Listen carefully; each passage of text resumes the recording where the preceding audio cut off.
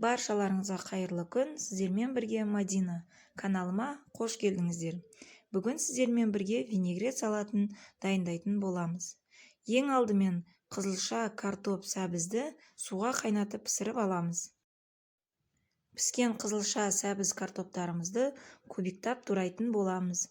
Бұл салатты күнделікті шайға жасай беруімізге болады. Құрамы өте жеңіл және де дәруменге толы салат болып табылады.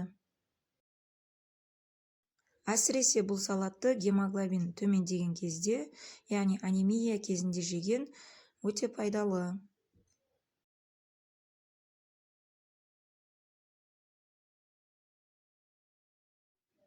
Және де бір пиязды да кубиктап турайтын боламыз. Барлығын турап алған соң, бір қасық сұйық май, дәміне қарай тұз сеуіп, жақсылап қызарғанша араластыратын боламыз. Салатымыз дайын, астарыңыз дәмді болсын. Менімен бірге болғандарыңыз үшін рахмет. Каналыма тіркеліп, қолдау көрсетуді ұмытпаңыздар.